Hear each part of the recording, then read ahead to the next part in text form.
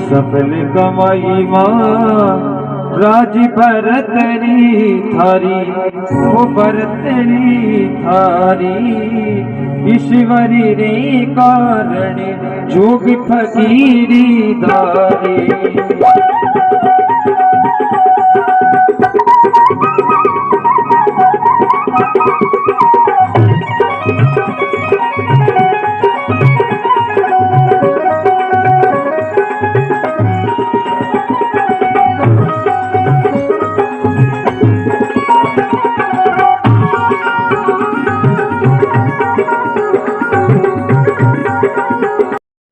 सुत महल रे माई तृष्णा जागी, वो तृष्णा जागी। जानी मिल गया गोर की राति प्रेम लागी।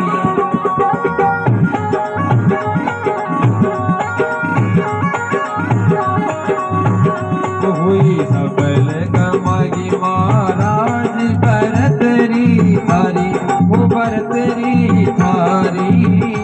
ईश्वरी रे कारण जोग फकीरी धारी।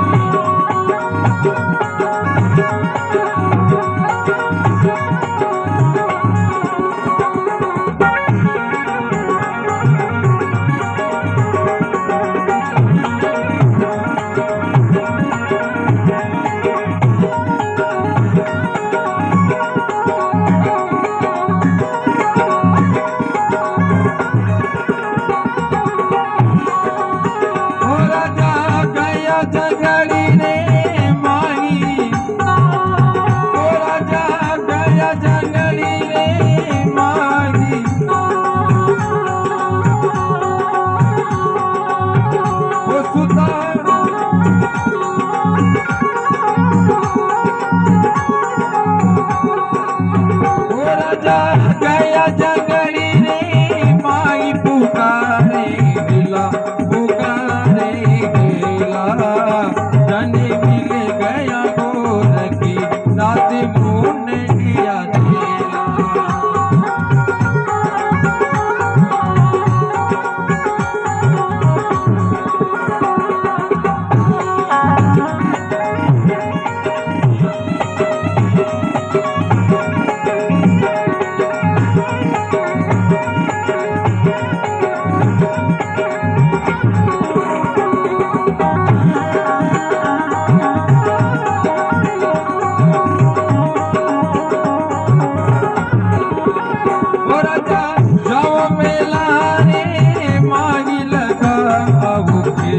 लगा अब फेरी भिक्षा गालो पिंगला, माती करो मती तेरी।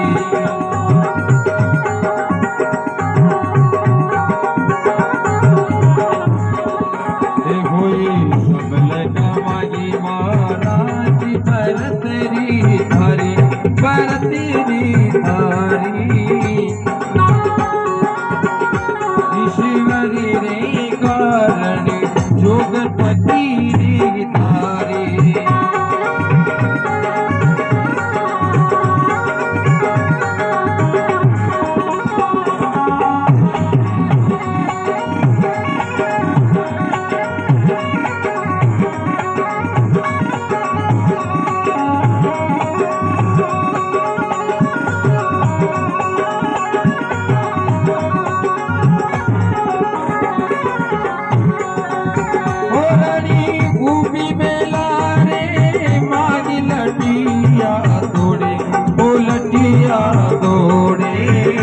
राजा एक दिन पकड़ो हाथी प्रीत कहीं थोड़े।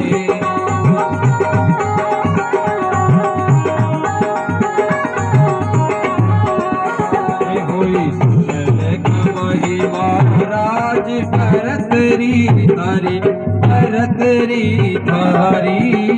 मालिक रे कारण जोग फकीरी धारी।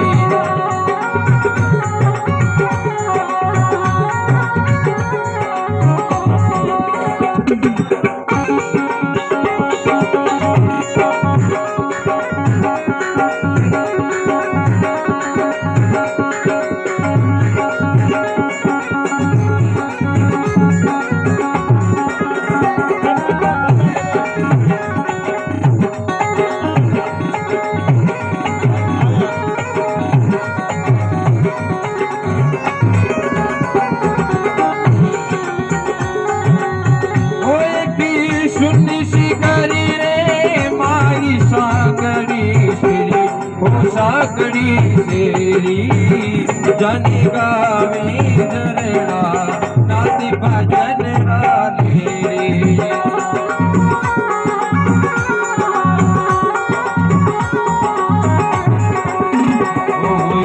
सबल कमाई महाराज भरतरी थारी मालिक रे कारण जुग फकीरी दारी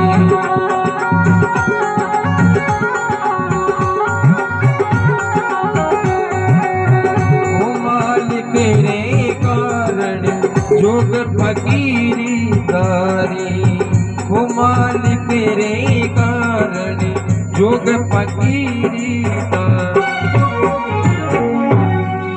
बोल भरतरी महाराज की जय हो, सर्व संत महात्माओं की जय हो। दादू दयाल महाराज की।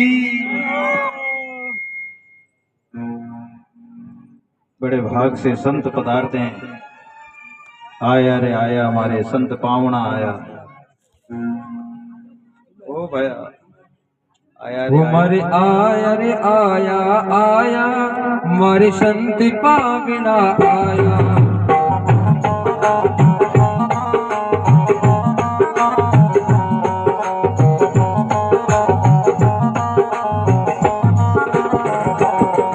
मरे आया रे आया आया मरे संत पावना आया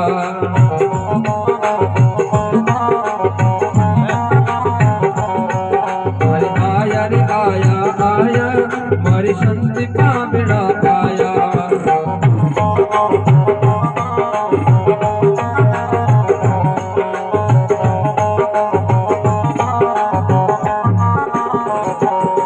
मैं बाटू बाटू बधाई मैं बाटी आने बधाई मारे घर संत पावना आया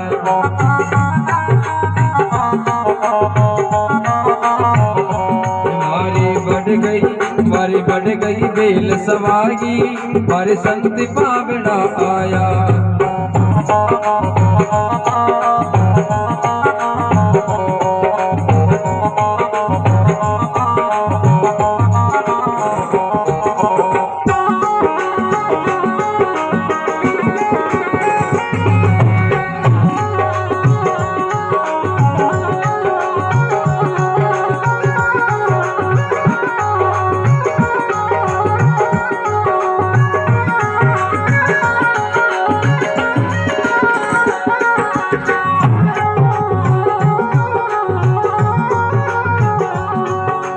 संत पावना आया मारे संत पावना आया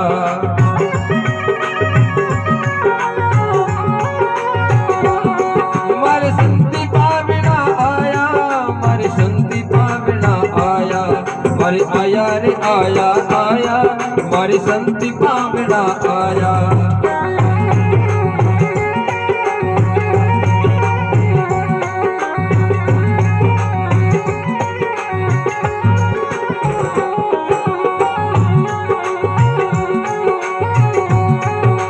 कोई रे आओ कोई रे भाई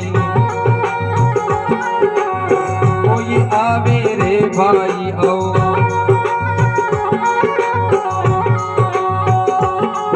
हरे रंग रंग बिद आवे मारे संत पावना आया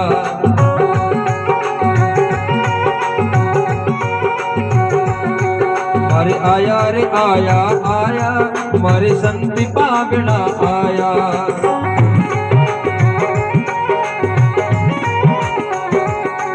मारे संत पावना आया मारे संत पावना आया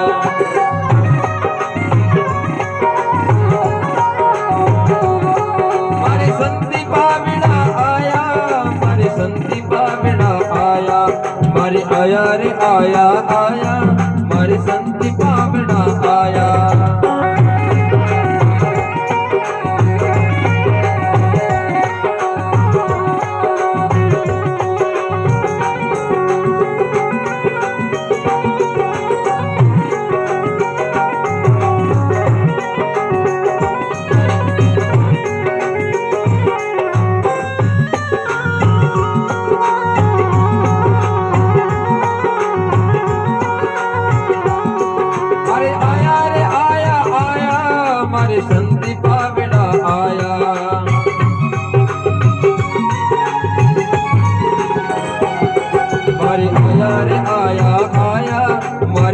संति पावड़ा आया।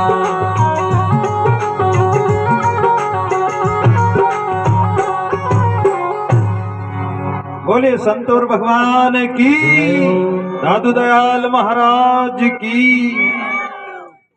आपने भी संत पावना है, अपना कुर्थल में है, गणपत दास जी का आया हुआ, चिंता मत कर। लेकिन जिम्मा वाला तो नहीं, मैं तो बाबा जी यहाँ मांग के कहें एडवांस रसोया लाग रही, पावना आ रहा तो रसोया तो देनी पड़ेगी। तो हमारे सबसे बड़ा गुरु भाई जो ये भागीरथी ज्ञान गंगा के प्रादुर्भाव कराने वाले, इसको प्रकट करने वाले, ज्ञान गंगा को लाने वाले, इस सत्संग रूपी ज्ञान गंगा के भागीरथ गणपत दास जी महाराज के लिए एक बार जोरदार ताली बजाएं, स्वागत करें।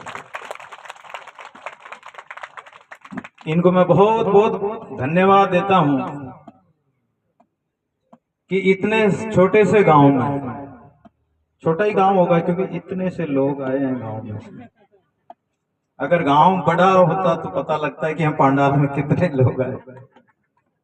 अब थोड़े से लोग होंगे गांव में, ज्यादा होंगे ही नहीं, इसलिए कहां से आए। जो बाहर है तो वो, जब भी तो कह रहा हूं छोटा सा ही गांव है। जो यहाँ रहते हुए भी बाहर है, यहाँ रहते हुए भी अगर नहीं आए तो वो बाहर ही है। और जो स्कूल में नहीं आए तो उसकी एब्सेंट भी नहीं लगती। एब्सेंट तो किसकी लगती है? हाजिरी भी उसी की होती है जो स्कूल में आता है। नहीं आए तो एब्सेंट भी उसी की लगती है। और हमारे टाइम में तो टांगा टोली करके पकड़ के ले जाने वाले भी आते थे, जानते हो। आजकल के बच्चे तो नहीं जानते। हम पढ़ने नहीं जाते थे ना, अगर आधी छुट्टी करके घर पे आ गए तो मास्टर को पता लगता, तो वो 4 बच्चों को भेजता और वो 2 तो पीछे के टांगड़े पकड़ के उल्टा लेटा गया और ले जाते थे। हमारे संत भी हंस रहे हैं क्योंकि इनके साथ भी बीती हुई, मेरे साथ तो बीती हुई। देखो सांची बात, कभी कभी आधी छुट्टी में आ जाते थे तो 4 आदमी आते और पकड़ के ले जाते थे। तो वो 4 आदमी कौन आवला? जो सत्संग में ये स्कूल में ना आवला ना, ज्ञान के स्कूल में, तो वो यम का दूत आवला। अरे वो यम का दूत आवला तो पकड़ ले जावला टांगा टोली करके, और फांसी हाथ में मुक दे, फांसी साथ में लावा तो फांसी लगा ले जावला और बोलबा और न दे, कोई छुड़ा न सके। दूसरा दिखे ही कोने तो कहीं छुड़ा। तो इसलिए हमारे संत पधारिया है, आया है। इन संतों के लिए, स्वागत के लिए एक बार जोरदार ताली बजाएं। माधुदास जी महाराज मेरे काका, गुरु के चेले, मेरे गुरु भाई, जो जटाधारी महात्मा माधुदास जी महाराज आंधी गुरुस्थान है। और रामेश्वर दास जी महाराज बड़े गुरु भाई, इनको तो आप जानते हैं, ये तो आते रहते हैं मेवदा, केकड़ी के पास में मेवदा, जाड़ का मेवदा, वहां विराजते हैं। इनके लिए भी स्वागत के लिए ताली बजाएं। रामेश्वर दास जी और फिर सुखराम दास जी को तो 2-3 दिन से आप इन्हीं के सानिध्य में सुख ले रहे हैं। कोई तन दुखी, कोई मन दुखी, कोई धन बिन रहे तो उदास, थोड़े थोड़े सब दुखी सुखी तो सुखराम दास। और जो लाल कपड़े पहन रखे हैं, इनका नाम जानते हो? जीवित राम जी, सदा ही जीवता ही रहे। जैसे किसी का नाम बालक दास हो, अब वो बूढ़ा भी हो जाए तो क्या कहेंगे? बालक दास। ये सदा ही जीवता ही रहेंगे। और हम तो चाहते हैं कि सदा ही जीवित रहो। और गणपत दास जी तो इनको यहीं रखने की कह रहे हैं कि यहीं रहेंगे। तो इनके लिए भी ताली बजाइए जोरदार। हमारे संगीत बंधु बहुत ही सुंदर सुंदर भजन सुना रहे हैं आपको, इनका भी हौसला बढ़ाइए। इनको भी लगे कि हाँ, हमारी बात, इनके सत्संग संगीत हमारे, जो हमारा इनको पसंद आ रहा है।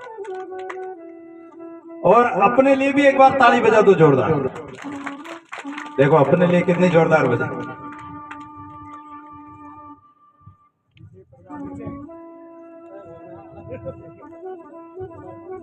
अच्छा, दूसरी बात कि अपन एक एक ग्रास लेते हैं, अनेक प्रकार के व्यंजन खाते हैं, तो हमारे संतों के अनेक रूप रूपाई दर्शन करते हैं, संतों के मुखार से अनेक वाणियां मिलती है, अनेक शब्द मिलते हैं। जैसे अनेक व्यंजन खाते हैं और अनेक व्यंजन खाने के बाद में क्या आता है, क्या मिलता हमको? आनंद। संसार के पदार्थ खाने से हमें आनंद मिलता है, व्यंजन खाने से, पदार्थ खाने से आनंद मिलता है। राम नाम लेने से, भगवान का भजन करने से परम आनंद की प्राप्ति होती है। ये परमानंद जी महाराज जो भक्तों की कथा सुना रहे हैं आपको प्रतिदिन, इनके लिए भी जोरदार स्वागत कीजिए। आनंद में हम रहता ठो याम है, दादू दयाल प्रसिद्ध सदगुरु ताई मोरी प्रणाम है। ऐसे सभी सदगुरु संतों को मैं बारंबार प्रणाम करता हूँ। तो हमारा प्रसंग चल रहा था कि हरि बस सापल जीवना पर उपकार समाई, दादू मरना तावला जा पशु पंखी खाई। हमारा जीवन हमें मिला है पर उपकार के लिए, नहीं कि केवल अपना पेट भरने के लिए। अरे अपना पेट भरने के लिए पशु पक्षी बहुत है, जानवर ही अपना पेट भर लेते हैं। मनुष्य होकर अगर पर उपकार नहीं करे, हरि भजन नहीं करे, किसी का भला नहीं करे, तो वो मनुष्य जन्म पाकर भी उसका जीवन धिक्कार है, व्यर्थ है।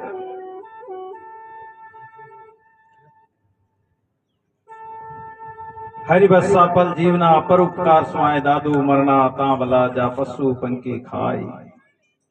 दादू जी महाराज के कोई संत अगर शरीर छोड़ जाता तो उसको जंगल में छोड़ देते कि जलाएंगे तो राख हो जाएगा, अगर जंगल में छोड़ेंगे तो जानवर खाएंगे तो उनका भला होगा, उनकी भूख मिटेगी, उनके लिए तो महोत्सव हो जाएगा। संत ऐसे परोपकारी होते, ऐसे संत संसार में प्रकट होते हैं। उनका नाम आज भी, उनका प्रकाश सूर्य की तरह प्रकट हो रहा है। दादू भावेता छिपाई सांचन छाना होई। अब तुम्बे को अगर पानी में डुबाएं तो डूबेगा वो तो वापस उगस जाएगा, ऊपर आ जाएगा। ऐसे ही जो भजन करेगा तो वो भी संसार में छिपेगा नहीं, और अगर कोई बुरा काम करेगा तो वो भी छिपेगा नहीं। दादू छाने छाने कीजे चोड़े प्रगट होई, दादू पेश प्याल में बुरा करे जनी कोई, बुरे काम का बुरा नतीजा सुन भाई चाचा, सुन भाई भतीजा। सजन रे झूठ मत बोलो, खुदा के पास जाना। तो जीवन को परमात्मा के भजन में लगाना, और जो भजन करेगा वो छिपेगा नहीं, वो छाना नहीं रहेगा। शेष जी महाराज पाताल में रहते हैं, इस पृथ्वी को अपने सिर पर धारण करते हैं, और उसके 1000 मुख है, एक मुख में 2-2 जीव है, 2000 नाम भगवान के प्रति क्षण हर पल अनेक जिब्याओं से, 2000 जिब्याओं से नाम पुकारते रहते हैं, परमात्मा का ध्यान करते रहते हैं, नाम लेते रहते हैं। वो पाताल में होते हुए भी छिप नहीं सकते हैं। रसातल में गगन ध्रुव जी महाराज को देखा, ध्रुव तारा, भगवान का ऐसा भजन किया, मृत्यु के सिर पर पैर रखकर बैकुंठ के धाम पर पहुंच गए, आज भी वहीं विराजमान है। ये भजन का प्रमाण है। नीच पावे ऊंच पदवी बाजते निशान, नीच व्यक्ति भी ऊंच पदवी को पा लेता है। दास अदम भील आजाद गनी का, अदम भील। सबरी कौन थी? भील ने जाति की थी। अदम ते नारी तामे मती मंद गंवारी। भील ने कहती मैं तो महाराज अदम हूं, अदम ते फिर नारी, फिर ऊपर से नारी शरीर, और फिर मती मंद गंवारी, मेरी बुद्धि भी इतनी काम की नहीं, मंद बुद्धि हूं। फिर भी आप प्रभु इतने कृपालु है, इतने दयालु है, जो ऋषियों की कुटिया में नहीं जाकर भगवान राम सबरी की कुटिया में आए, सबरी के झोपड़ी में आए, और सबरी के फल खाए, चखे हुए झूठे बेर खाए। आजकल वो भजन चल रहा ना, मेरे घर आएंगे राम आएंगे, राम आएंगे, लेकिन राम को बुलाओगे तब तो आएगा। अरे जिस घर में कचरा भरा पड़ा हो, अंधकार हो, गंदगी भरी पड़ी हो, उस घर में मेहमान कहां से आएंगे। और जिस घट में अभिमान भरा पड़ा हो, विकार रूपी कचरा, काम क्रोध आदि का कचरा पड़ा हो, तो उसमें भगवान कहां से आएंगे। भगवान कैसे आएंगे, आ ही नहीं सकते। भगवान को बुलाने के लिए तो भजन की आवश्यकता है, अंतकरण को पवित्र करने की आवश्यकता है। राम आएंगे भजन, राम आएंगे भजन है? हेलो हेलो हेलो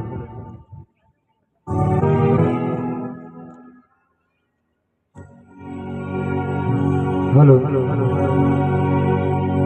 राम आएंगे आएंगे राम आएंगे, ओ राम आएंगे आएंगे राम आएंगे। ओ मेरी झोपड़ी की बाग आज खोली जाएगी, राम आएंगे।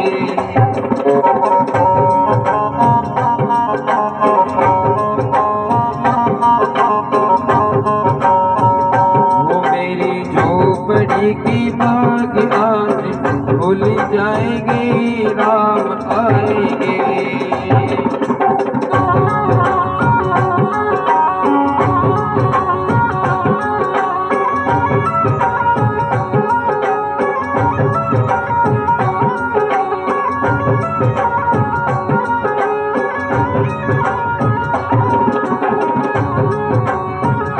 ओ राम आएंगे तो अकेला सजाऊंगी,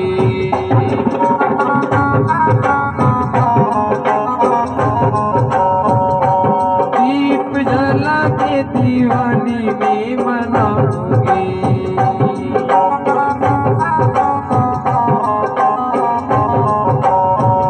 ओ मेरे जन्मों की सारे पाप मिट जाएंगी, राम आएंगे।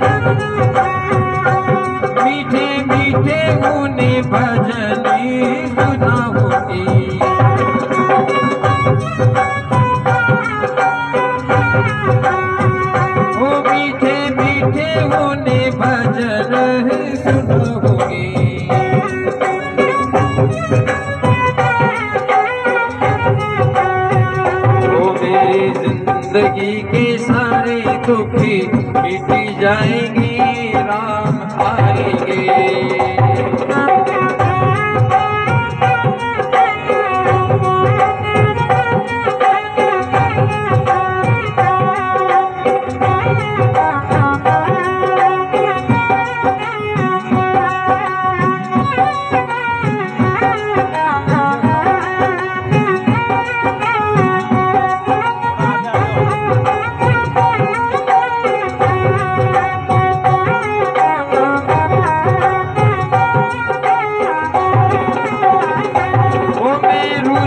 रुचि भोगी लगाऊंगी,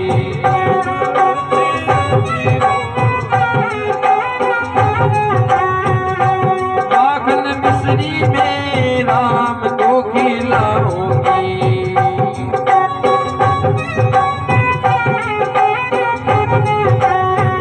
वो माखन मिश्री में राम को खिलाऊंगी।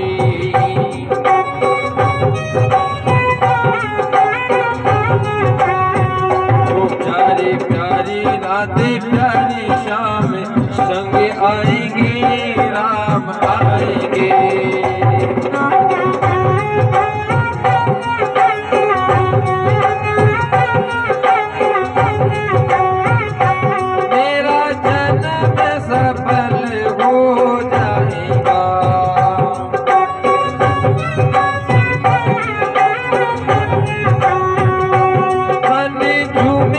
गुरबन गीत गाएगा।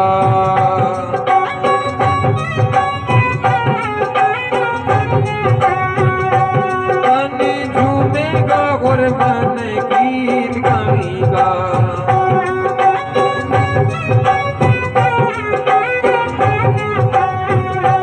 राम सुंदर मेरी किस्मती चमकाएगी, राम आएंगे।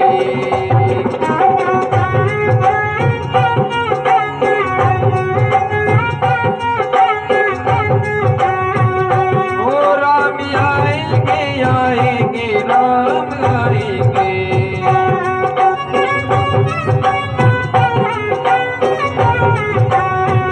ओ राम आएंगे, आएंगे राम आएंगे। ओ मेरी झोपड़ी के सारे दुख मिट जाएंगे, राम आएंगे। ओ मेरी झोपड़ी के बाग काज भूल जाएंगे, राम आएंगे।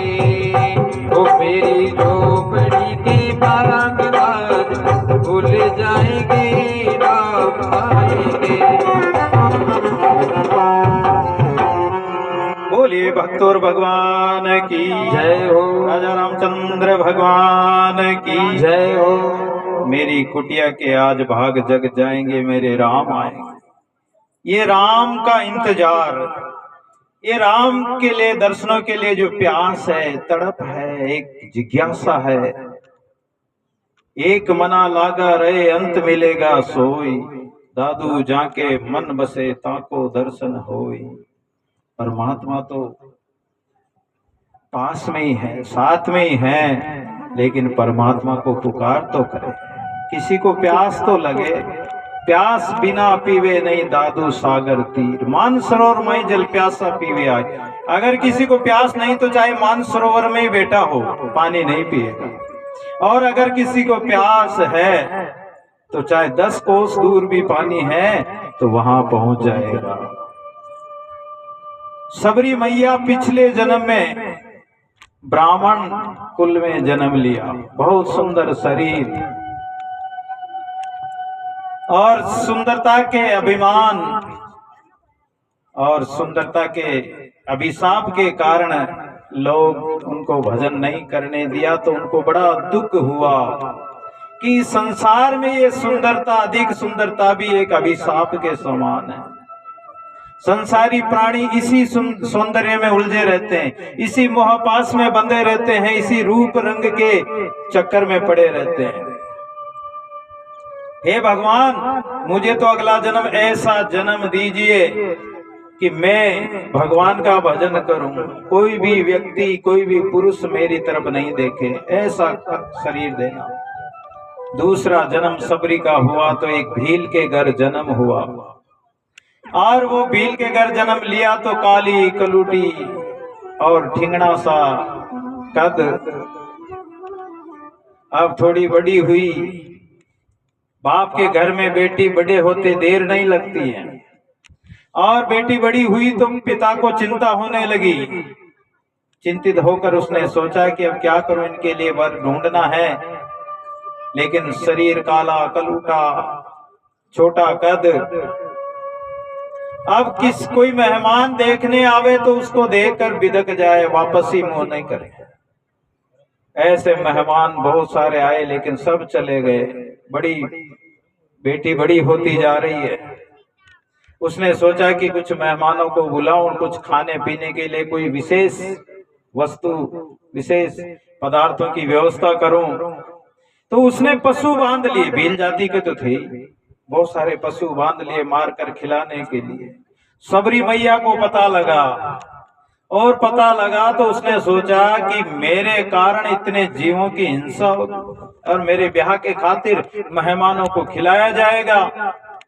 सबरी मैया को बड़ा दुख हुआ और मनी मन उसने घर परित्याग करने का संकल्प कर लिया और पशुओं को बाड़े से खोल दिया। पशु तो निकल गए, और वो भी घर से रात को अंधेरे में निकल गई, रात के अंधेरे में जंगल में जाकर छिपकर रहने लगी। उसके परिवार वालों ने बहुत ढूंढा लेकिन नहीं खोज पाए।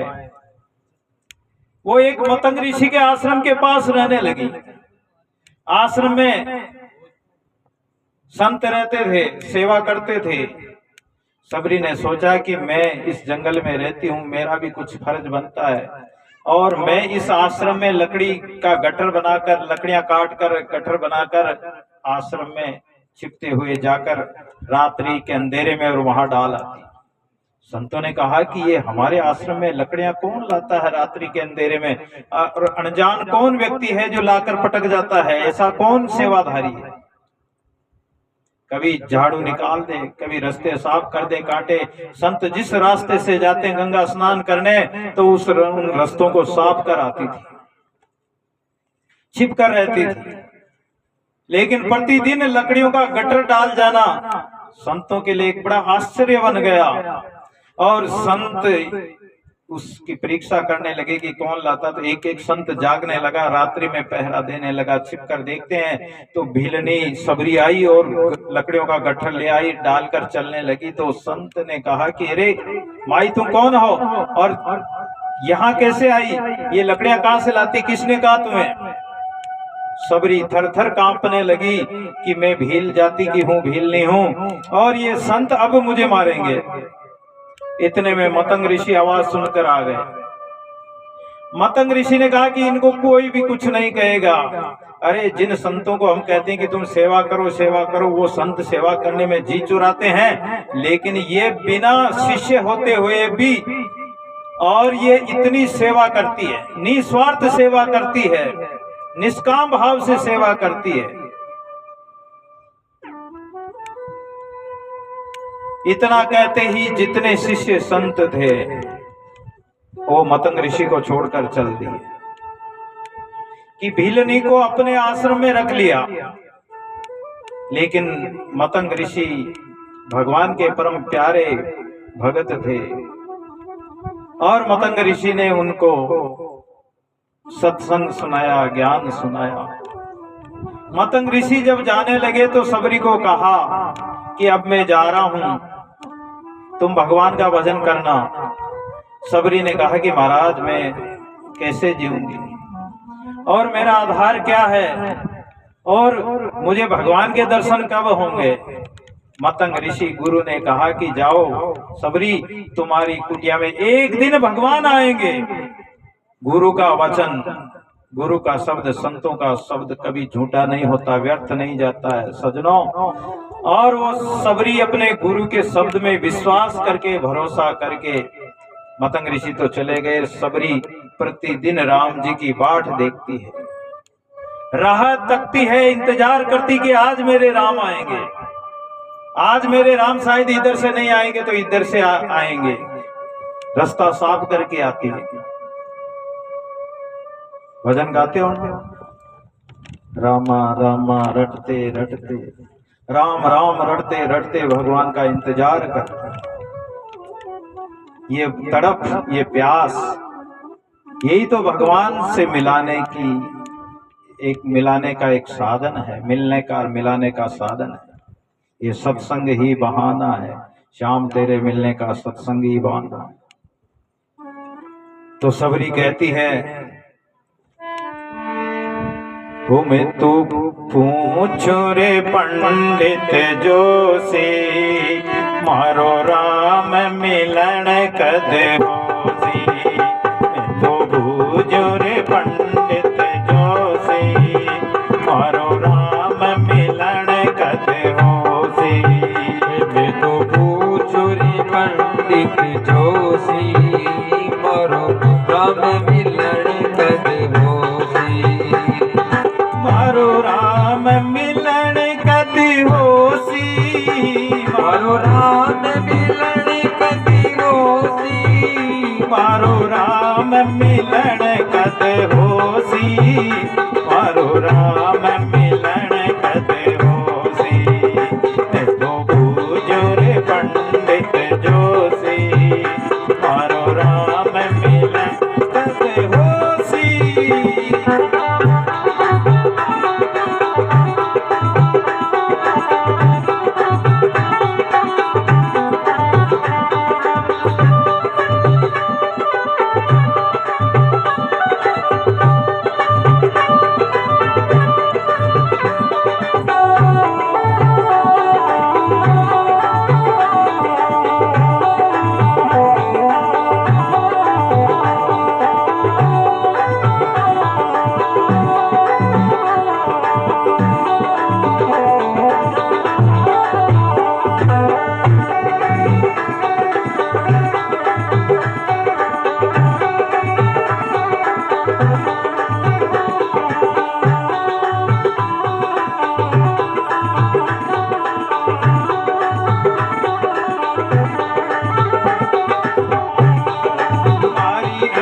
अखियां फड़ के पाई, मन संत मिले के साई।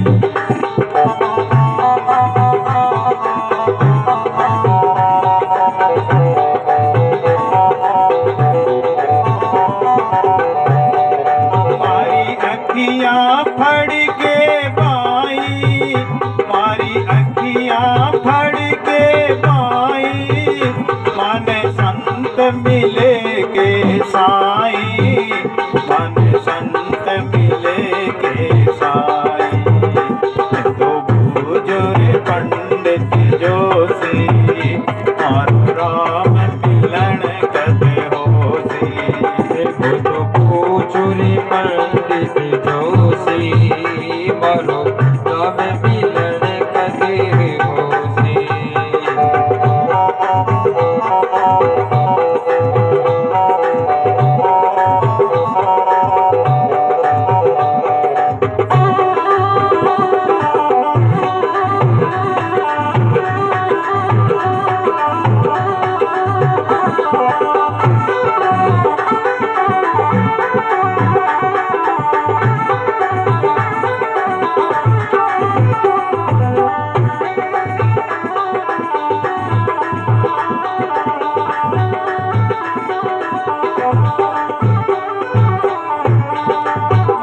पिया परदेसा छायो, कोई बेरण ने बिलवायो।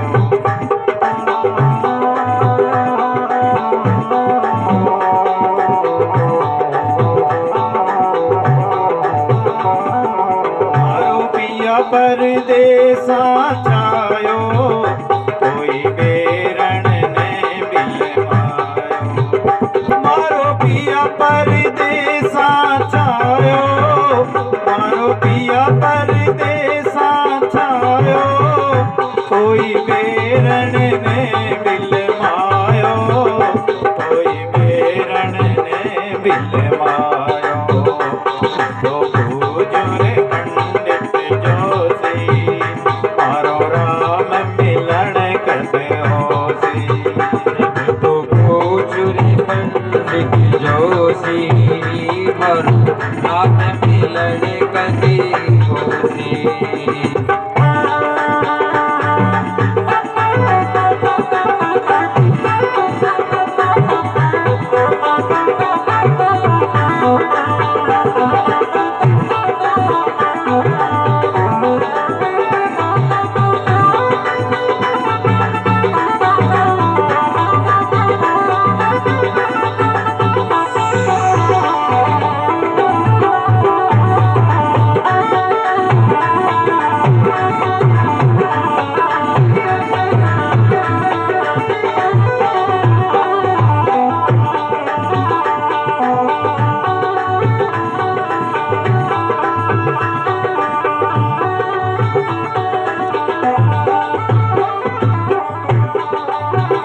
रोई रोई अखियां राती, रोदन दिवलो मन बाती।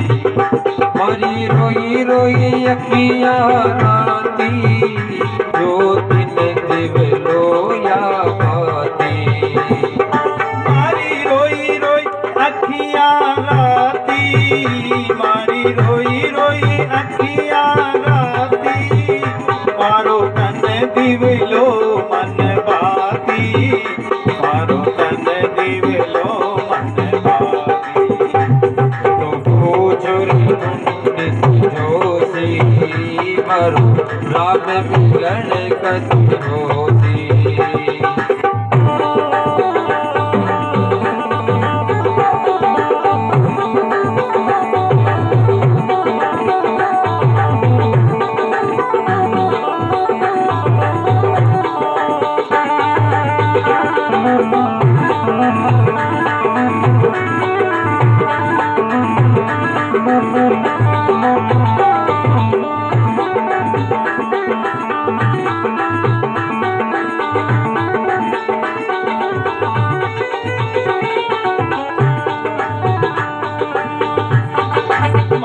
झुरी झुरी पिंजर छीना, क्यों जल बिन तल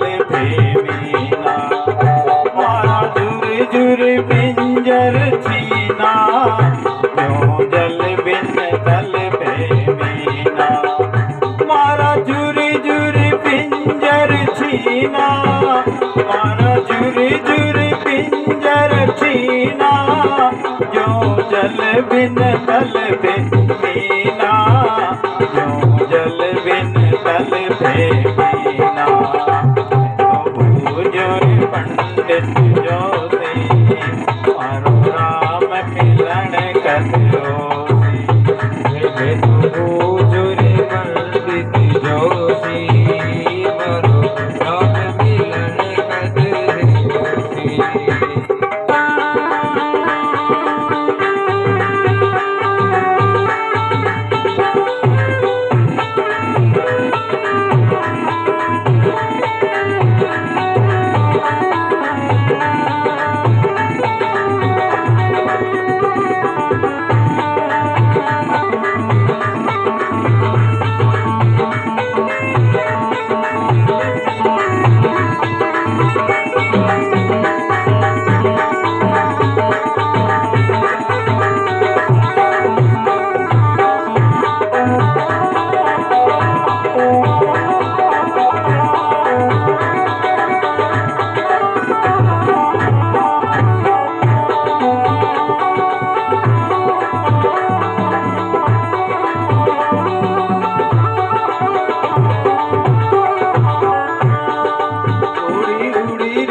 काला काला मारा राम ने गणा दिन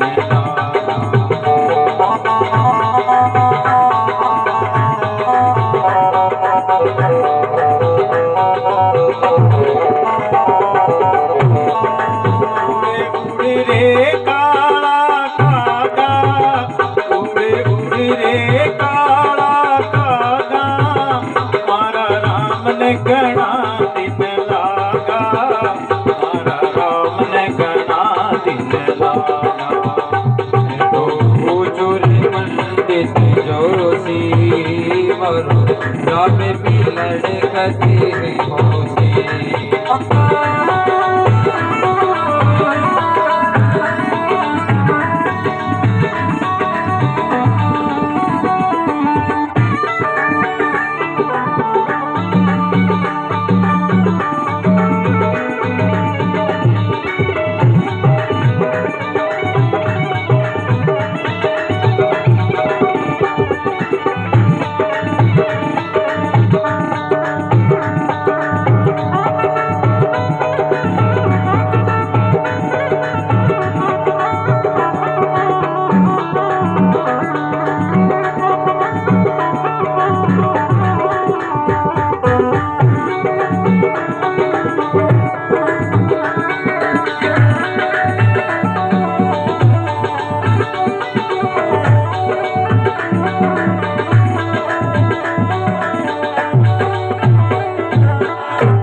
बोलिए भक्त और भगवान की, सबरी मैया की, राजा रामचंद्र भगवान की।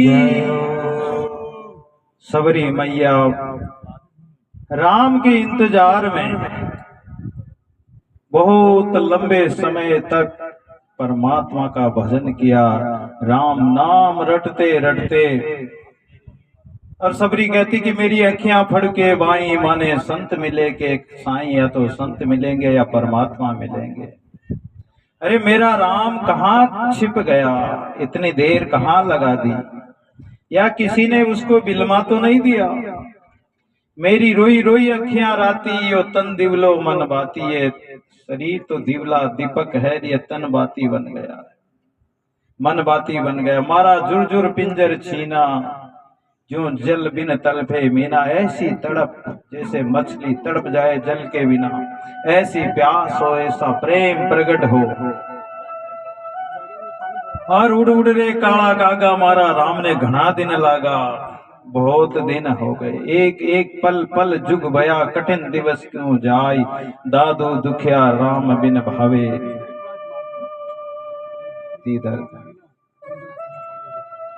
एक एक पल एक एक क्षण युगों के समान बीतने लगा।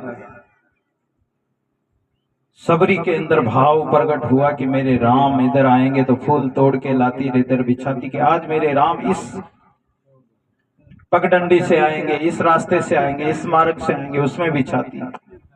उस दिन राम नहीं आते हैं। फिर नई उमंग नित दिन दिन नौतम भक्ति दे, दिन दिन नौतम नाम, दिन दिन नौतम नह दे, मैं बलिहारी जाऊं। दिन दिन नई उमंग, नए उत्साह, नए भाव के साथ, नूतन प्रेम के साथ सबरी का प्रेम उमड़ता और राम के आने की बाट देखती है। लेकिन सजनों, राम जी जब जटायु को संस्कार करके उसको सदगति दे के आगे बढ़े, और जटायु ने बताया था कि आगे तुम्हें सबरी मिलेगी। सबरी प्रतिदिन भगवान के नाम को पुकारती रहती, अपने गुरु के वचन को याद करके।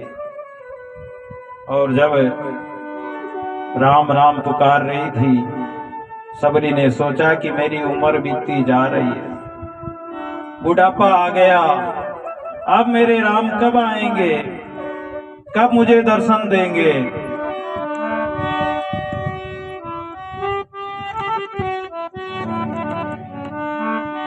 रामा रामा रटते रटते बीती रे उमरिया, रामा रटते रटते बीती रे उमरिया, रघुकुल नंदन कब आवोगे, रघुकुल नंदन कब आओगे, रामा रामा रटते रटते हुई तेरे उमरिया, रामा रामा रटते रटते हुई तेरे उमरिया।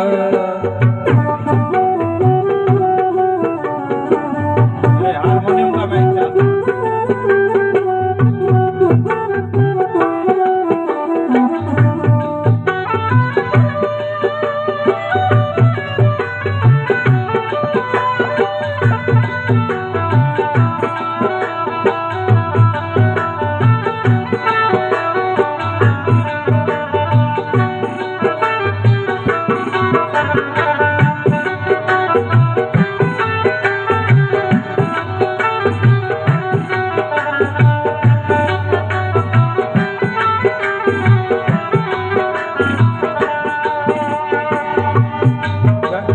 मैं सबरी बिलनी की जाई, भजन भाव नहीं जानू रे, मैं सबरी बिलनी की जागी, भजन भाव नहीं जानू रे। हम तुम्हारे दर्शन के वन में जीवन पालू रे, राम तुम्हारे दर्शन के वन में जीवन पालू रे। कर दो चरण कमल से निर्मल कर दो, काशी की जो पड़िया, राम राम रटते रटते बीती रे उमरिया, राम राम रटते रटते बीती रे उमरिया, राम राम रटते रटते।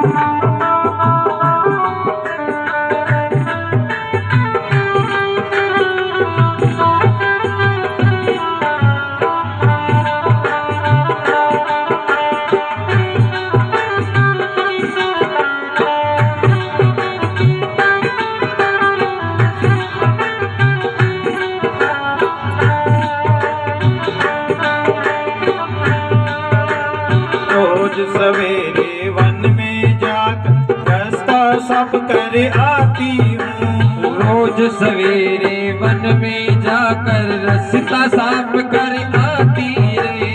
अपने प्रभु के खातिर वन से चुन चुन चुन के फल लाती हूँ। अपने प्रभु की खातिर मन से चुन चुन फल को लाती रे। मीठे मीठे बेरन की मैं मीठे मीठे बेरन की भर में लाई छाबड़िया। अरे राम राम रटते रटते बीती रे उमरिया। राम राम रटते रटते बीती रे उमरिया। राम राम रटते रटते।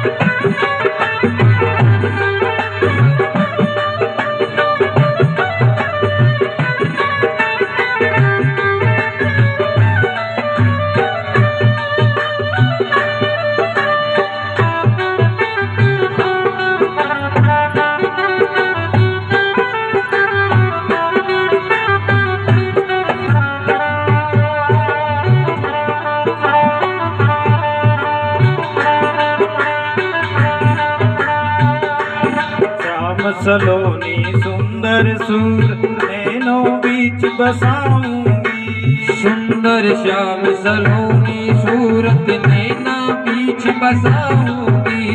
मद पंकज की रज धर मस्तक चरणों में शीस नवाऊंगी।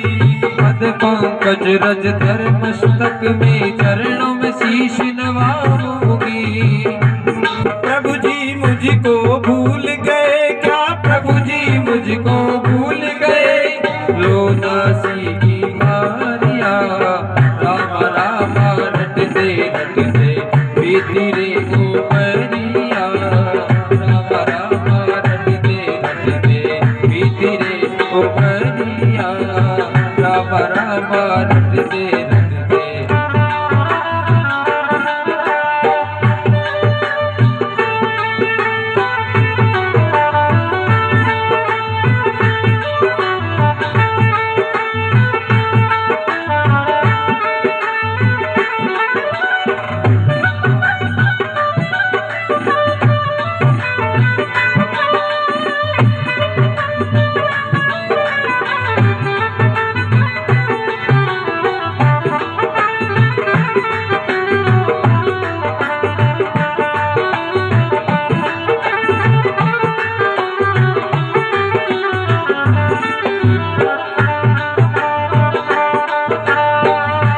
रटते रटते बीती रे उमरिया।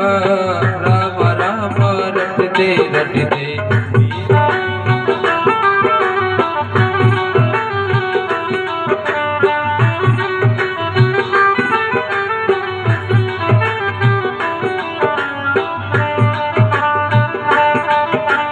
हाथ तुम्हारे दर्शन के मैं अब लायक नारी हूँ।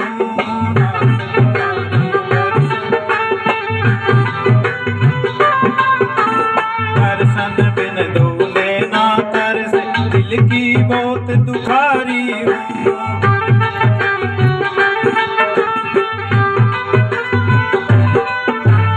मुझको दर्शन दे दो राम, मुझको दर्शन दे दो राम, डालो मुझ पे नजरिया। हरे राम रटते रटते बीती रे उमरिया।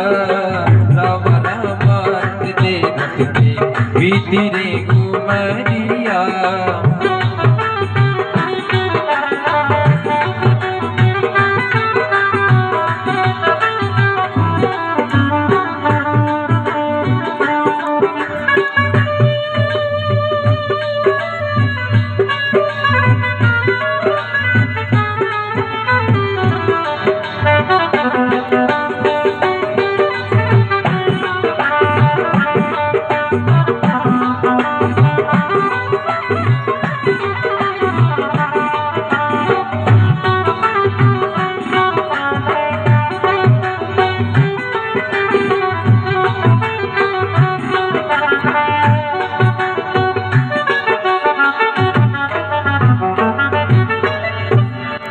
बोले रामचंद्र भगवान की। रामा रामा रटते रटते बीती रे उमरिया। सबरी मैया भगवान के दर्शनों के लिए रात दिन इंतजार करती है। इंतजार दीर्घकाल निरंतर श्रद्धा, ये अटल विश्वास होना भगवान के दर्शनों के लिए। भगवान एक न एक दिन अवश्य दर्शन देते हैं। और भगवान राम ऋषियों की कुटिया में न जाकर और सबरी की कुटिया में पधारे। भिलनी गदगद हो गई और जो बेर लाई थी वो बेर, चखे हुए बेर प्रतिदिन लाती थी, वही बेर भगवान को खिलाए। भगवान बड़े प्रेम से जीवे। कल हमारे संत सुना रहे थे विदुर जी का प्रसंग कि भगवान जब दुर्योधन के मेवा त्याग कर और जाने लगे तो दुर्योधन कहता है कि वहां विदुर के घर क्या मिलेगा, वहां तो वो न तो आजकल राजकर्मचारी हैं, वहां क्या खाओगे, वो क्या खिलाएगा तुम्हें विदुर। और मेरी मैया ने तुम्हारे लिए 56 प्रकार के व्यंजन बनाए।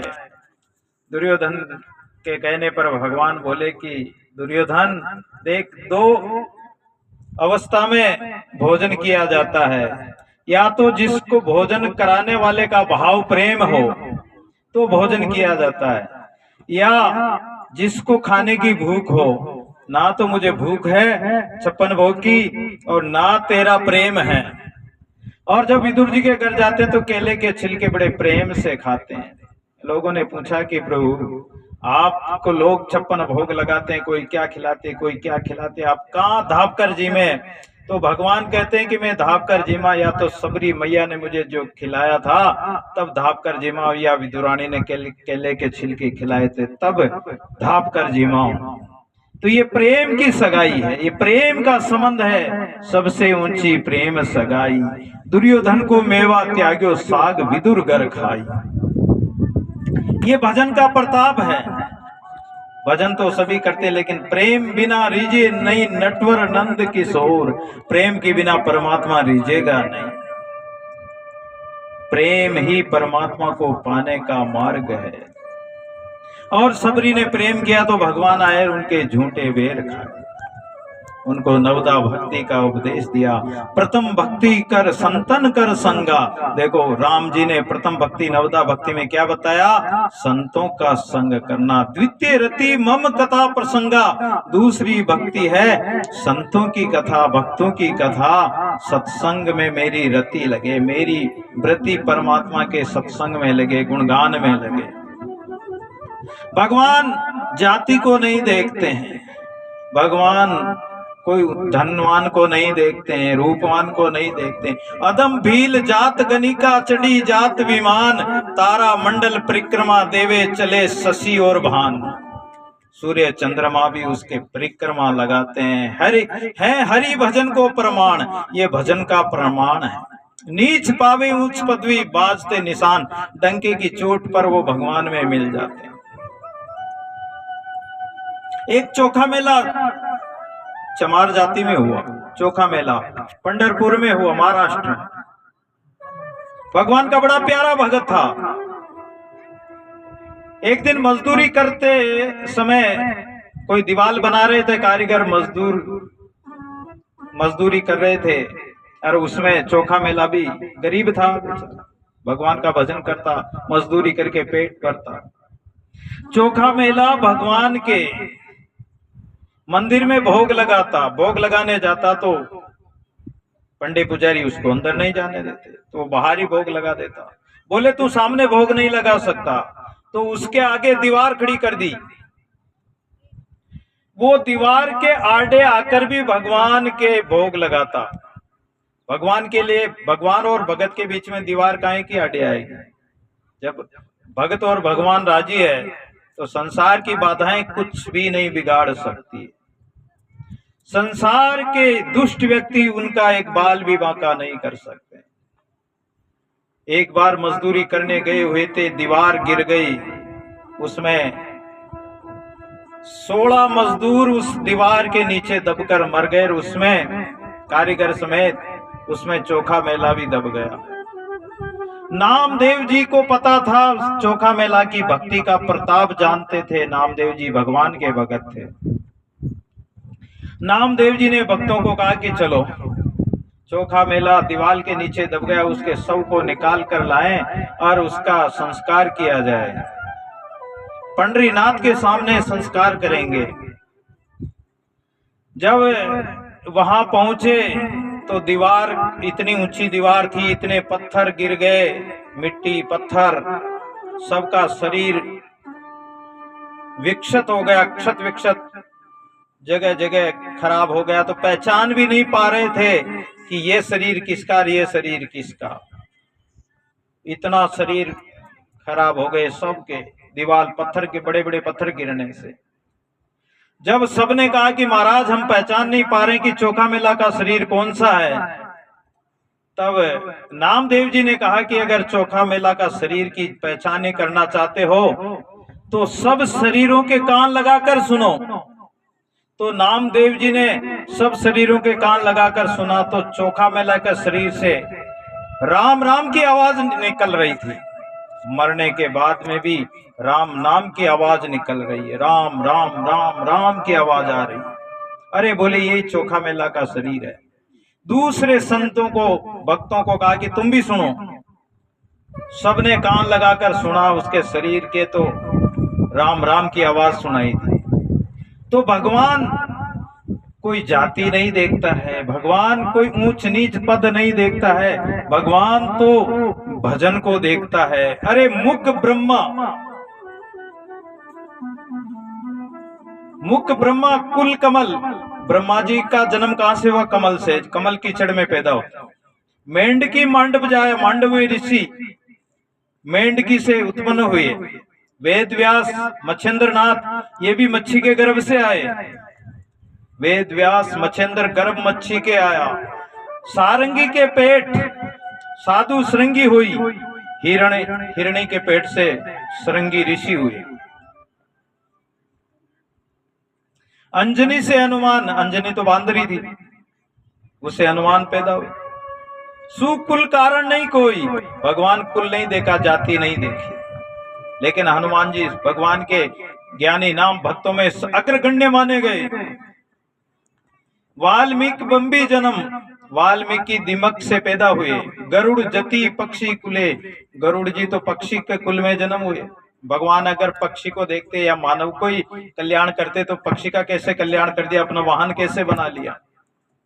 रज्जव जानी सब ब्रह्म भजन सारे भजे।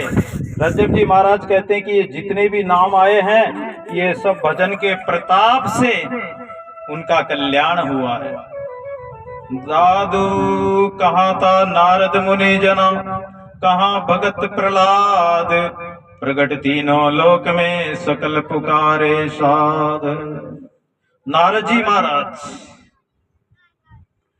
नारद जी महाराज दासी पुत्र थे और संतों की सेवा करने का प्रताप ऐसा हुआ कि नारद जी ब्रह्मा जी के मानस पुत्र बन गए। भगत प्रहलाद भगवान के प्यारे भगत हुए, जिनको हिरण्यकश्यप ने बहुत कष्ट दिया, फिर भी वो भगवान की भक्ति नहीं छोड़ी। राम नाम नहीं छोड़ो रे भाई, प्राण तजो निकट जीव जाई, रति रति कर डारे मोई, साई संग न छाड़ू तोई, भावे ले सिर करवते जीवन मूरी न छाड़ू ते, पावक में ले डारे मोई, जरे शरीर न छाड़ू तोई। अब तो ऐसी बनाई मिलूं गोपाल निशान बजाए, चाहे मुझे अग्नि में जलाया जाए तो भी भगवान के नाम को नहीं छोड़ूंगा। और होलिका जल गई, प्रहलाद बच गए। ये किसका प्रताप था? नाम का प्रताप था, भजन का प्रताप था। आज उनका नाम है प्रहलाद भगत का नाम। प्रगट तीनों लोक में सकल पुकारे सा। कहाँ शिव बेटा ध्यान धरी, कहाँ कबीरा नाम। अरे शिव जी कहाँ कैलाश में जाकर एकांत में कहाँ ध्यान करते हैं, लेकिन आज भी सब लोग जानते हैं। कहाँ कबीर जी महाराज, जिन्होंने भगवान का नाम इतना लिया कि से शरीर परमात्मा में मिल गए। सो क्यों छाना होएगा जेरू कहेगा राम, परमात्मा का भजन करने वाला कैसे छिपेगा। अरे रंग का नाम कबीर सेन सदना कुल ही ना, रंग का राकार बांका, राका बांका नाम के ऐसे भगत हुए संसार में, ऐसे भगत मिलना बहुत दुर्लभ है। राका और बांका, ओ बच्चों क्या कर रहे हो, बातें नहीं करो।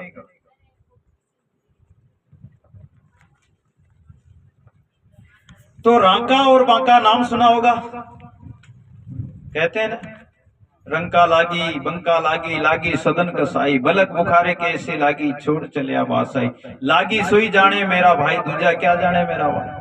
जो जिसके शब्द बाण लगे वही जानता है। तो राका और बांका दो पति पत्नी थे, गृहस्थी थे।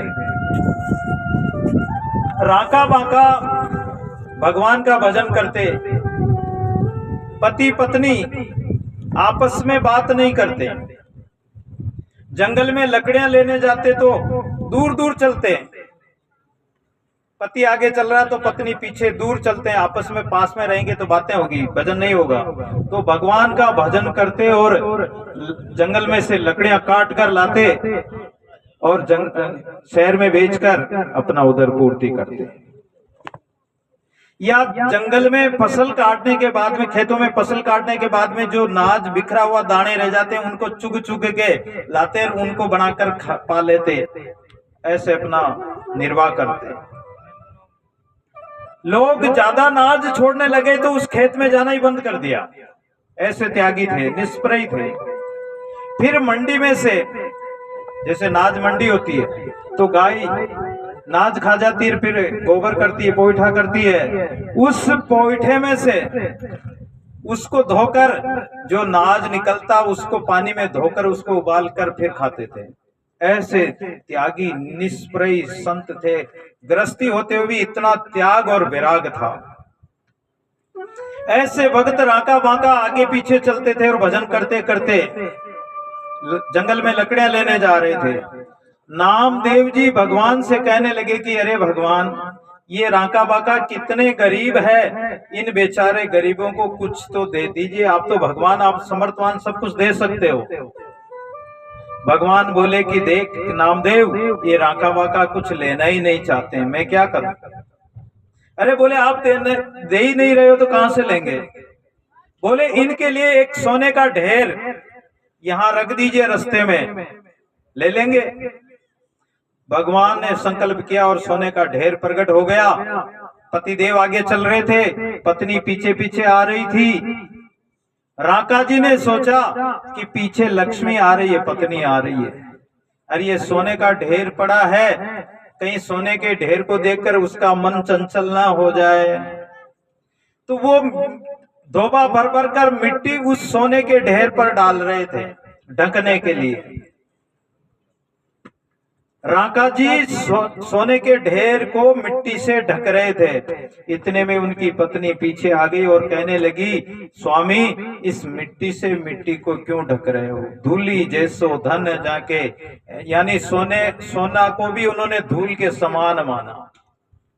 बोले तुम तो मेरे से भी बांका हो। पहले उनका नाम कुछ और था, पत्नी का नाम, लेकिन राका जी जो मिट्टी से सोने को ढक रहे थे उस समय उन्होंने कहा कि मिट्टी से मिट्टी को क्यों ढक रहे हो। बोले तुम तो मेरे से भी बांके हो। तब से उनका नाम पड़ गया राका और बांका। अब नामदेव जी कहने लगे, भगवान ने कहा कि देख नामदेव, नहीं लिया ना धन। बोले ये लकड़ियां लेने जाते तो इनको बड़ा कष्ट होता है, इनके लिए जंगल में लकड़ियां इकट्ठी कर दीजिए।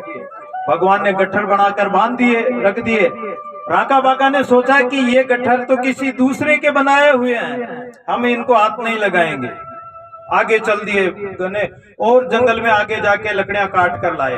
बोले देख मैंने कहा था ये नहीं लेंगे। बोले इनको घर में पहुंचा दो, ये दूसरे का मानते इसलिए नहीं लेते, इनको घर में डाल दो। परमात्मा कृपा करता तो छप्पर फाड़ कर दे देता है। और राका बांका रात्रि में अपनी कुटिया में सो रहे थे राम राम करते हुए। इतने में चोर आ गए। चोर आ गए तो राका बांका की कुटिया को ढंढोलने लगे। सतराम महाराज कुटिया को ढंढोलने लगे तो वहां क्या मिलने वाला था, बाबा जी और इतने निष्प्रय त्यागी महात्मा, कुटिया में कुछ नहीं था। चोर बड़े निराश हुए।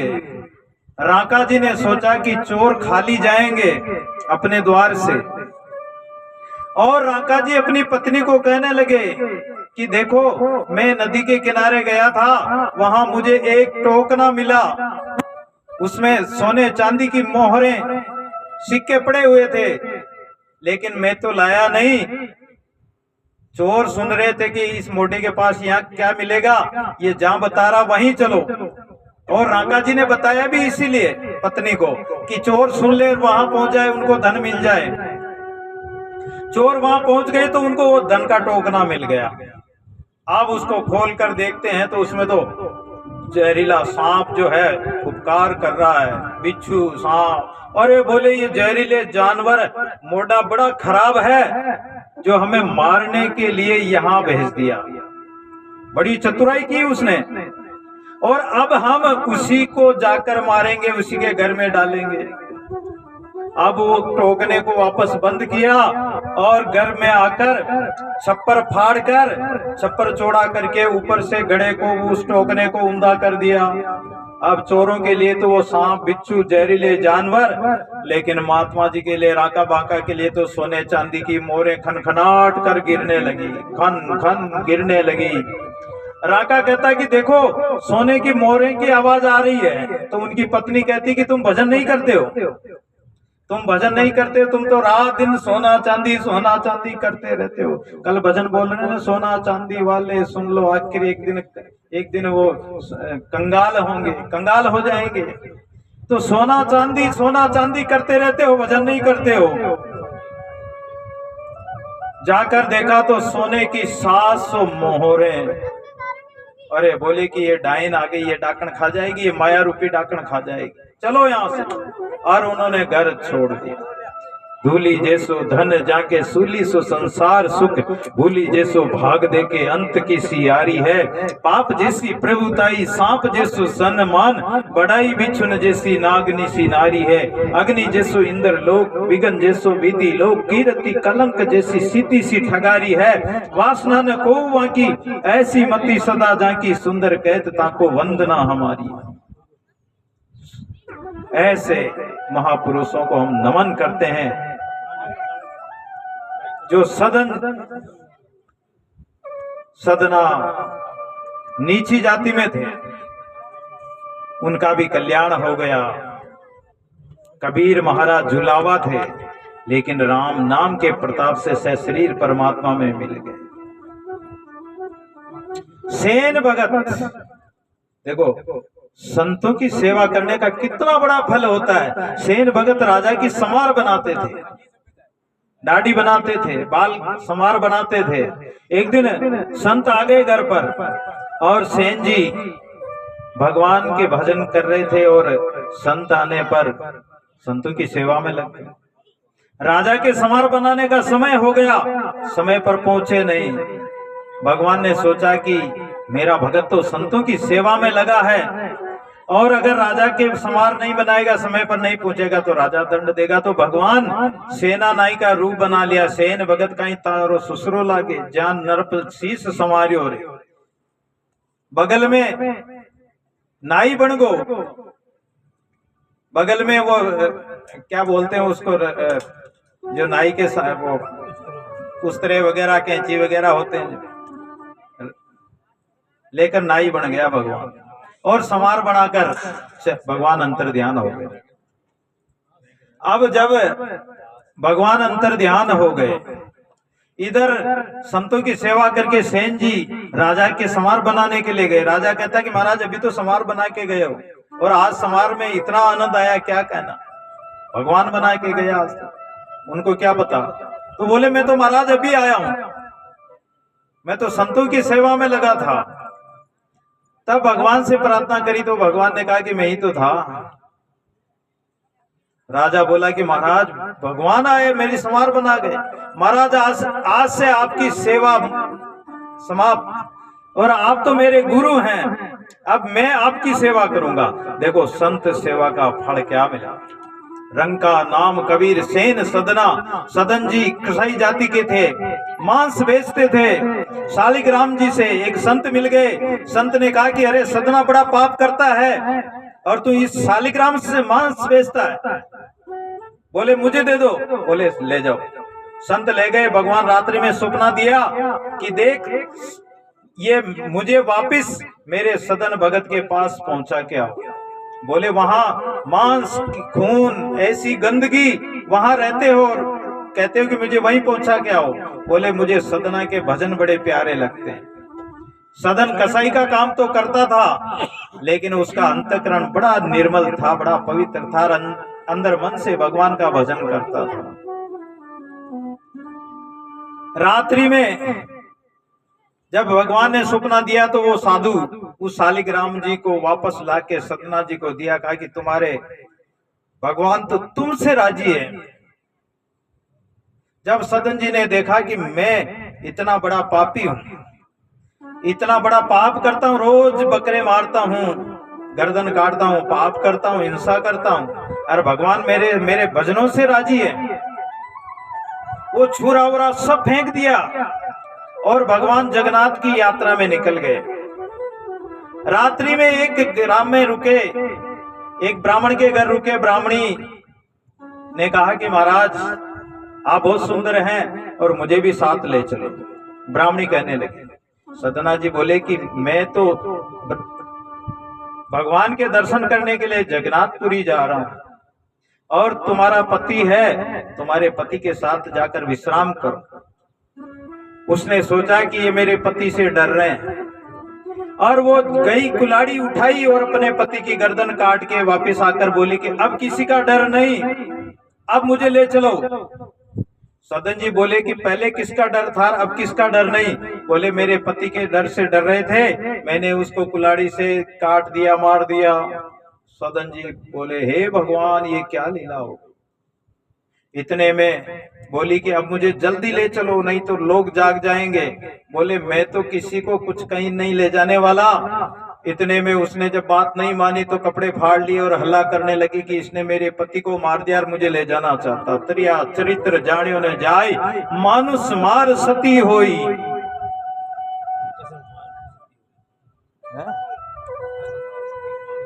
अपने पति को मार कर सती हुई, कसम मार कर सती हुई। अब वो चिल्लाने लगी, लोग इकट्ठे हो गए। बोले मेरे पति को मार दिया इसने, ये मुझे ले जाना चाहता है। लोगों ने सिपाहियों को पकड़ा दिया, राजा के सामने ले गए। राजा ने देखा पहले कोई अगर हत्या कर देता तो वो हत्या उसके सिर पर प्रकट हो जाती थी, पहचान हो जाती थी। जब सदन जी के चेहरे पर तेज देखा राजा ने, राजा कहता है कि ये हत्यारा नहीं हो सकता। लेकिन इतने लोग कह रहे हैं, उसकी पत्नी कह रही कि मेरे पति का सिर काट दिया। अब ये इससे बड़ा प्रमाण और क्या हो सकता, साक्षी क्या हो सकती, क्या गवाही हो सकती इससे बड़ी। और उन्होंने उसके इतने इतने हाथ काट दिए सदन जी के कि जाओ तुम्हारा दंड पूरा हुआ, जाओ अब तुम कहीं भी जा सकते। जिन हाथों से तुमने मारा ये तुम्हारे हाथ काट दिए, जाओ, ये दंड दे दिया। अब वो भगवान जगन्नाथ जी की यात्रा कर रहे थे और 7 कोस रह गया। जब 7 कोस दूरी रह गई तो भगवान जगन्नाथ ने आवाज दी पंडों को, जाओ पालकी ले जाओ और मेरे भगत को पालकी में बिठा कर लाओ। लेकिन जब पुजारी गए तो पहचान गए कि यही हाथ कटा हुआ। नाम पूछा कि सदन जी आपका ही नाम? बोले मेरा ही नाम। बोले भगवान जगन्नाथ आपको बुलाते हैं पालकी में बिठा कर। बोले पालकी में नहीं बैठूंगा। भगवान जगन्नाथ के सामने जाकर उन टूटे हाथों से प्रणाम किया तो हाथ ज्यों के त्यों वापिस आ गए। बोले भक्त और भगवान की। जब हाथ दोनों वापिस आ गए तो भगवान से पूछता है कि प्रभु क्या मेरा पाप था जिसके कारण मेरे हाथ काटे गए और किस कारण से वापिस आ गए प्रभु, मैं तो नहीं जान पाया। बोले पिछले जन्म में तुम ब्राह्मण थे, तपस्या करते थे, भजन करते थे, कपड़ा ओढ़कर भजन कर रहे थे। प्रातः काल एक कसाई गाय को ले जा रहा था, गाय उसके हाथ से छूटकर भाग गई। कसाई पीछे आया और उसने पूछा कि महाराज इधर गाय गई क्या? 2 बार पूछने पर तो तुमने नहीं बताया, लेकिन तीसरी बार इशारा कर दिया कि हाँ इधर गई है। वो कसाई गया, गाय को पकड़ लिया और गाय को लाके गला काट दिया। उसका बदला देखिए, वो गाय जो मारी, जो गाय मरी वो तो बड़ी ब्राह्मणी, इस जन्म में उसने गला काटा कसाई ने। वो गाय थी, वो कसाई था। वो गाय तो बड़ी ब्राह्मणी और वो कसाई बना उसका पति ब्राह्मण। और सदन जी ने जो इशारा किया हाथ का, उनके हाथ काटे गए इशारा करने से। और वो ब्राह्मणी अपने पति को मारा, जो पिछले जन्म में गाय का गला काटा था कसाई ने, उसका बदला पूरा किया। लेकिन भजन प्रताप देखिए, सदना जी को भगवान जगन्नाथ के साक्षात दर्शन हुए। सेन सदना कुलहीना, यानी उनका कुल तो नीचा कुल था। पदम परस रेदास, परशुराम जी, पद्मा रेदास जी, ये भी चमार जाति में, लेकिन चमड़े का काम करते थे। काम कोई भी कर सकते, उनका काम था, जूते गाड़ते थे। भगवान उनके दरबार में आए, उसके वहां आए कुटिया में, और उनको पारस भेंट किया कि लो रेदास जी, ये पारस है, इसे संतों की सेवा करना। बोले इस छान में खोस दो। 1 साल तक वो पारस छान में खोसा हुआ रहा। साल बाद भगवान आए कि अब तो तुम्हारे खूब आनंद हो रहा होगा। बोले महाराज उस पारस को ले जाओ। ऐसे सदन, ऐसे रेदास जी थे। रेदास जी महाराज के गांव से कोई गंगा जी जा रहे थे, ज्यादा दूर नहीं थी। रेदास जी गंगा के आसपास ही रहते थे, 3 कोस दूरी थी। लोग गंगा जी जा रहे थे, बोले गंगा जी चलो।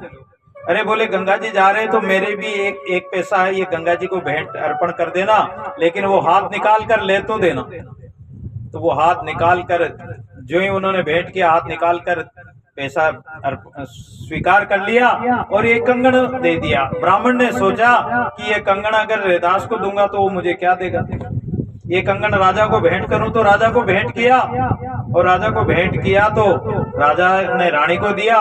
रानी ने कहा कि ऐसा कंगन तो मुझे और चाहिए। बोलो ब्राह्मण को बुलाओ। ब्राह्मण ने कहा कि वो कंगन तो गंगा जी ने दिया, अब कहाँ। बोले गंगा जी ने कैसे दिया, कि रेदास जी ने पैसा दिया। जब गंगा जी ने बोल चलो रेदास जी के पास चलो, और रेदास जी के पास जाकर कहा महाराज वो कंगन तो और चाहिए।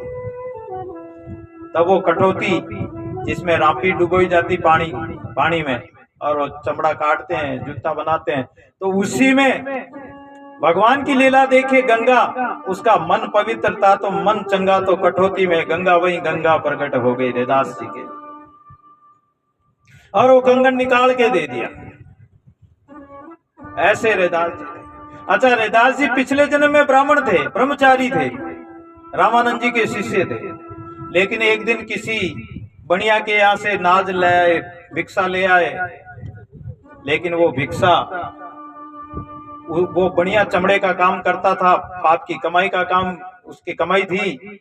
संत महात्मा ने भोजन पाया तो जैसा खावे अन्न वैसा बने मन, मन भजन में नहीं लगा। तब उसने श्राप दिया कि जाओ तुम उसी जाति में जन्म ले लो। इसलिए चमार बन गए, चमार जाति में जन्म ले लिया। अब जन्म ले लिया तो शालिग्राम जी की सेवा करे तो ब्राह्मण नाराज हो गए। बोले तुम ब्राह्मण नहीं हो, सेवा नहीं कर सकते हो, हम ब्राह्मण हैं। रेदास जी ने पूछा कि ब्राह्मण की क्या पहचान, बोले जनेऊ। रेदास जी ने अपनी रापी से या चीरा देकर बताया कि मेरे 7 जन्म की ये जनेऊ देख लीजिए। तुम तो एक जनेऊ पहनते हो, मैं 7 जन्मों की जनेऊ मेरे कंधे पर देख लीजिए। 7 जन्मों की जनेऊ दिखा दी। बोले हम ऐसे नहीं मानेंगे। राजा के पास न्याय के लिए गए कि ये ठाकुर जी की सेवा करता अच्छी बात नहीं है। राजा ने देखा, विचार किया कि एक तरफ तो भगत, भगवान का परम भगत, एक तरफ ब्राह्मण, अब मैं कैसे न्याय करूं? अगर झूठा न्याय हो जाए तो मैं पाप का भागी बनूंगा। राजा ने कहा कि ये सिंहासन ठाकुर जी का बीच में रख दो, ब्राह्मण भी भगवान को बुलाओ, आह्वान करो। और रेदास जी को कहा कि प्रभु आप भी आह्वान कीजिए अपने ठाकुर जी का। ब्राह्मण मंत्रों का, वेद मंत्रों का उच्चारण करने लगे, आह्वान मंत्रों का उच्चारण करने लगे, लेकिन भगवान उनकी तरफ नहीं गए और रेदास जी की गोद में भगवान चले गए। भगवान ने जाति नहीं देखी, धन्ना भगत नापा, एक नापा माली जाति के थे। खेत में पानी पिलाते थे, चड़स पहले सामान चलती थी, बेल चड़स। तो नापा माली रात्रि में पानी पिलाना था, अपने बच्चे को बोले कि चलो मैं तो सामान चलाऊंगा, बेल चलाऊंगा और तुम खेत में पानी पिलाना। आधी रात को बच्चे को उठाकर चल दिए, लेकिन बच्चा तो वापस नींद जवान था, नींद आने के कारण सो गया। वो जाकर सामान जोड़ दी और चड़स चलाने लगे। खेत में पानी गया, आवाज लगाई कि पानी आ गया। तो बालक आवाज देता है कि हाँ पिताजी पानी आ गया। रात्रि भर चड़स चलाया, कुएं का पानी खत्म हो गया। प्रातःकाल 4 बजे वापस आ गए। वापस आए तो इधर उनकी पत्नी की नींद खुली, तो उनका बच्चा तो पलंग पे सो रहा। अरे बोले तुम्हारे पिताजी तो चड़स चलाने के लिए गए हैं और पानी सारा बेकार गया होगा और तू यहां सो रहा। तेरे पिताजी तेरे को जगा कर गए, तू यहां सो रहा।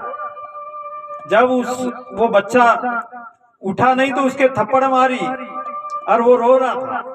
इतने में नापा जी घर में आए और बोले कि अरे भगवान शर्म नहीं आती, ब्रह्म मुहूर्त है, भगवान के ब्रह्म मुहूर्त में जो राम राम करना चाहिए और तू इस बच्चे को मार रही है। अरे बोले मारू नहीं तो क्या करूं, ये तो यहीं सो रहा था। अरे बोले कहां सो रहा था, रात भर पाणत कर रहा था, कहां सो रहा था। बच्चे को पूछा कि तू सो रहा था, बोले मुझे तो पिताजी नींद आ गई, मैं तो सो रहा था। तो पाणत किसने की। प्रातःकाल खेत में जाकर देखा तो पानी की जगह खेत में दूध की क्यारियां भरी हुई। नापा सु कमीना देगू दीपू कौन कौन किता सु कनेरी। विदुर बांद्रा, विदुर दासी जाति के थे, बांद्रा जाति सभी जग हेरी। सुकल हंस से गोत गत नीचन इनते कोई करे। चाहे नीच हो ऊंच हो, भगवान नीच ऊंच नहीं देखते हैं। रज्जब भजन प्रताप से सकल वंश सिर पर धरे। रज्जब जी महाराज कहते हैं कि भगवान तो भजन को देखते हैं। हृदय की हरि लेगा अंतर्यामी राय, सांच प्यारा राम को कोटिक कर दिखलाई।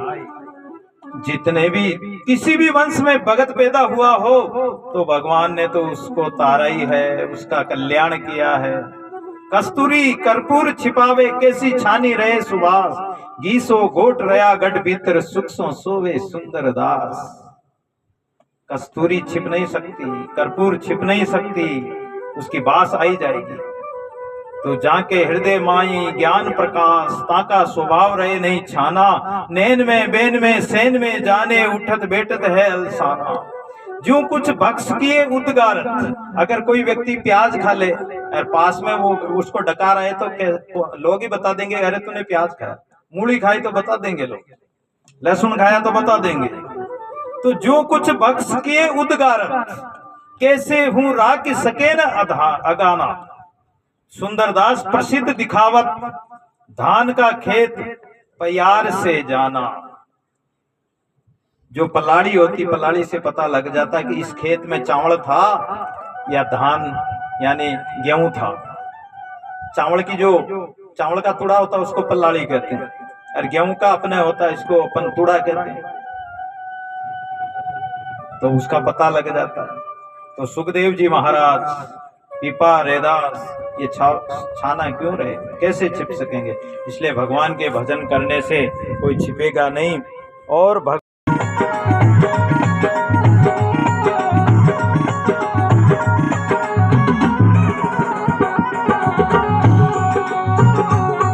अरे देता जय जोगी वो सतगुरु देता जय जोगी।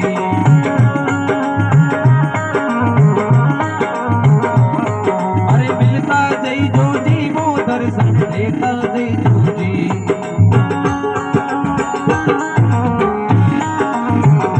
दर्शन देता जय जोगी वो सतगुरु मिलता जय जोगी।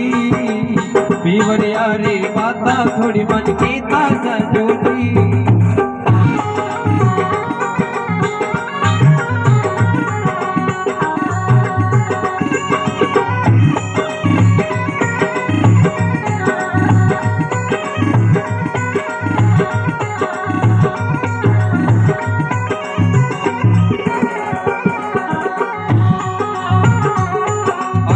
सोने जेड़ी पीड़ी पड़ गई दुनिया बतावे रो।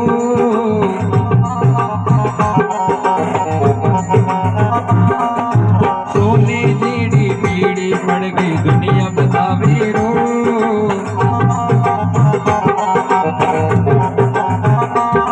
अरे रोग तोग मारे कहीं न लागे, रोग तोग मारे कहीं न लागे, गुरु मिलन रोजों के दर्शन देता जय ज्योति वो सतगुरु मिलता जय ज्योति। पीवर यारी बाता थोड़ी मन की जय ज्योति।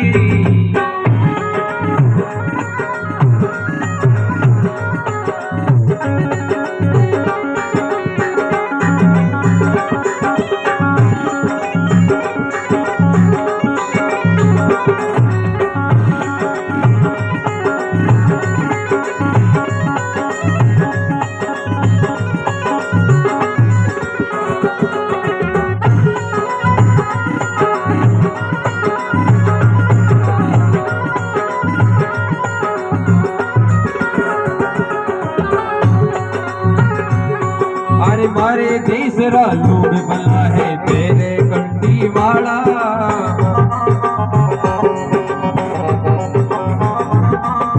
मारे तीसरा लोग भला है तेरे कंठी वाला।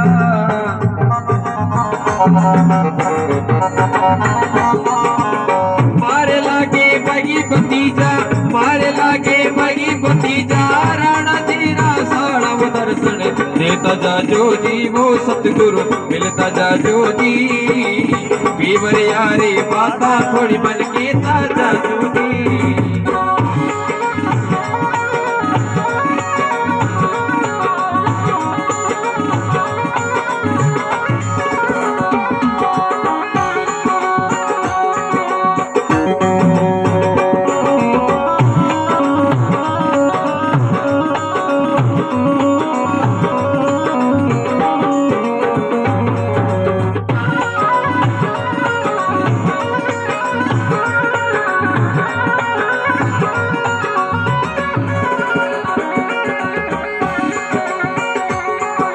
सासरियो संसार छोटियो पी बगिला के प्यारो।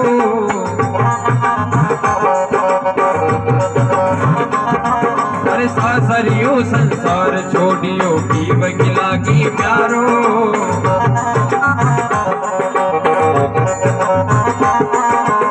भाई मीरा ने गिरधर मिलिया, भाई मीरा ने गिरधर मिलिया, चरण कमल लिपटाया वो सतगुरु मिलता जा ज्योति वो दर्शन देता जा ज्योति। पीवर यारी बाता थोड़ी मन के ताजा ज्योति।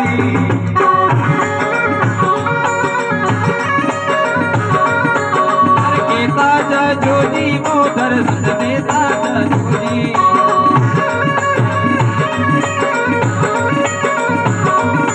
अरे देता जा ज्योति वो सतगुरु दर्शन दे ज्योति। सतगुरु दर्शन देता जा ज्योति। पीवर यारी बाता थोड़ी मन के ताजा ज्योति।